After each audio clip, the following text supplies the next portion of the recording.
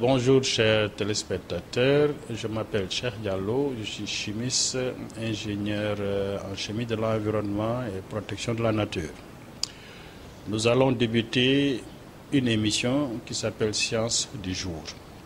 On va présenter donc des thèmes avec mon équipe qui sont là, on va présenter donc des thèmes de la chimie, mais ce qu'on fera c'est d'abord de expliquer c'est quoi la chimie. Après, parler donc du tableau périodique qui est ici à gauche de moi. Et maintenant, les jours à venir, donc, parler un peu des instruments, parler un peu des thèmes comme le pH, la conductivité, pour permettre aux jeunes au moins de comprendre la science. Donc l'objectif de cette émission, c'est de participer au développement de la science, mais aussi c'est de promouvoir l'orientation des jeunes dans les formations scientifiques, comme on l'avait déjà annoncé donc, dans une émission précédente. Donc chaque mois, il y aura donc un thème qui sera traité par un étudiant sur la chimie.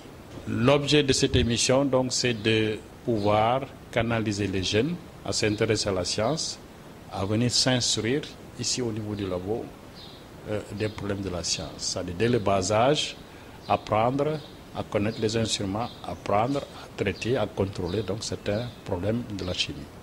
Mesurer le pH, savoir c'est quoi la différence entre un citron et une pomme, comprendre certains circuits donc, électriques, et comprendre comment les appareils chimiques fonctionnent.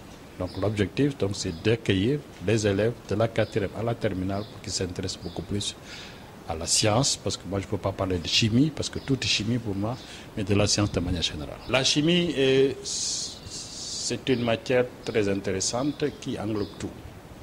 On peut parler de chimie minérale, on peut parler de chimie atomistique, on peut parler de chimie organique, on peut parler de chimie instrumentale, on peut parler pas mal de chimie.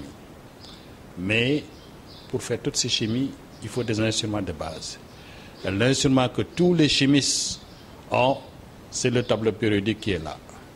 Et là, donc, on va essayer donc, de comprendre un peu ce qui est sur le tableau périodique, c'est-à-dire ces lettres qu'on a ici, ces différentes couleurs, ces différentes lignes, de comprendre un peu c'est quoi. Bon, pour cela, donc, j'utilise donc une règle pour d'abord expliquer, par exemple, ce qui est ici. En général, c'est écrit soit en français ou bien en anglais. Ag, c'est argent. Ici, on a donc le numéro atomique. Ça, c'est le symbole Ag. Ça, c'est la masse atomique donc, de l'élément. Ça, c'est la température de fusion. Ici, c'est écrit la température d'ébullition. En plus de ça, maintenant, il y a d'autres informations qui sont là-dessus. Ça, c'est la configuration électronique de l'élément. Donc, je reprends. Le symbole, c'est argent. Ça, c'est le numéro atomique. Ça, c'est la masse atomique. Et ça sont des informations donc, sur l'élément. Donc, chaque élément a des informations là-dessus. Bon, maintenant, nous, à ce niveau, ou bien on avait appris, quand on faisait donc la chimie, comment comprendre les deux premières lignes et leurs caractéristiques.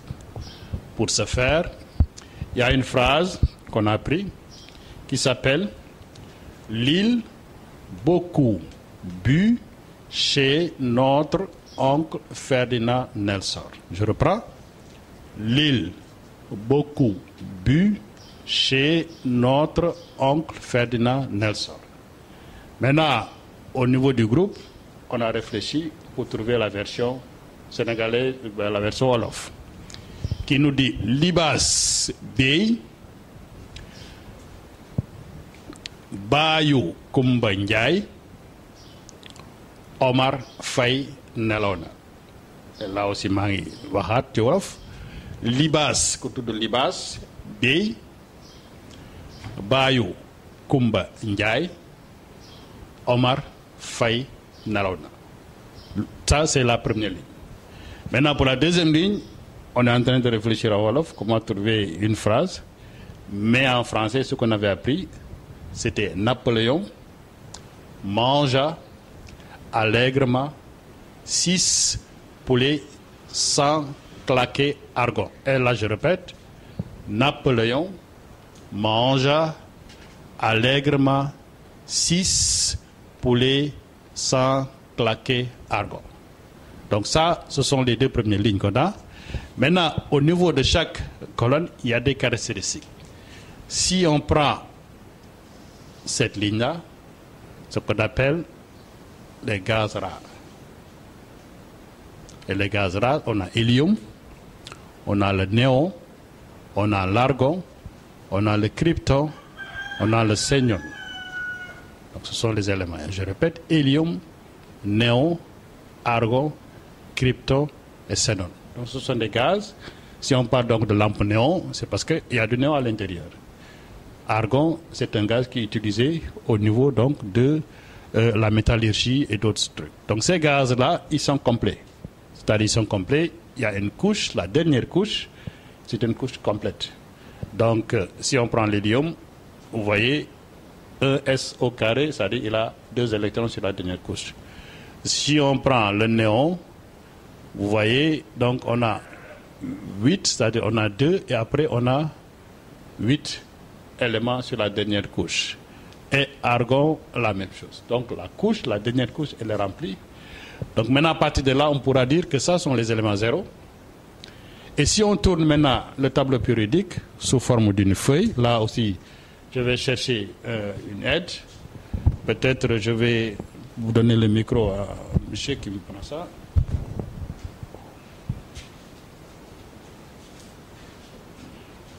Donc là, bon là, si on met les gaz, si on prend les gaz à ce niveau-là, ça c'est l'argon, le néon, l'hélium, le argon, le néon. Donc si on part à droite, c'est bon ou bien? Bon, si on part donc à droite de ce point de suture, vers là, les éléments auront moins d'électrons. Si on part de cette partie vers là, les éléments auront plus d'électrons. Exemple, si on prend par exemple le fluor qui est là. Le fluor, lui, il lui faut un électron pour retrouver la configuration du néon. Donc le fluor, il est F-1. Si on prend le chlore, c'est la même chose, c'est le chlore -1 parce qu'il veut avoir la configuration de l'argon qui est complète. Donc ces éléments-là, donc ils ont tendance donc à chercher un électron pour être conforme à l'argon. Maintenant, je reviens sur ma feuille que j'avais déjà toujours montrée. Donc, si les gaz sont ici au milieu, le fluor et le chlore, ils sont là, donc c'est -1. Si on quitte le fluor, on part donc de l'autre côté, à gauche, ce sont des éléments +1. Par exemple, le lithium, il est +1. Parce que le lithium, si on met le néon, le lithium, il sera là. Donc le lithium, il est +1. Lui, il lui faut donc donner un électron pour avoir la configuration donc, du gaz qui est le néon. Et pour le sodium aussi la même chose. Donc le sodium, il sera +1. Le potassium, il sera le +1. Le rubidium, il sera +1. Ça, c'est le césium, il sera +1. Maintenant, une fois qu'on se décarcasse, donc on se déplace à partir de ce tableau, vers la droite, ce sera plus, vers la gauche, ce sera plus, et vers la droite, ce sera moins. Ok, merci. Bon, maintenant, donc ça, c'est la première étape. Donc c'est une étape, bon, on est en train donc de voir quel est l'intérêt des élèves, des étudiants. Sur un feedback, donc nous serons très intéressés pour voir si ça vous intéresse de pouvoir donc faire un genre de cours comme ça. Et n'hésitez pas à nous appeler, n'hésitez pas à nous écrire. L'adresse c'est GTV qui fait cette émission avec donc l'Institut ou bien le labo spécialisé analytique pour pouvoir promouvoir donc la science. C'était un premier cours de chimie.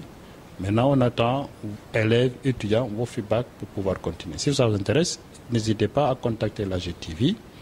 Bon, avec sur leur adresse WhatsApp, sur leur adresse Facebook, ou bien peut-être vous pouvez les contacter par téléphone.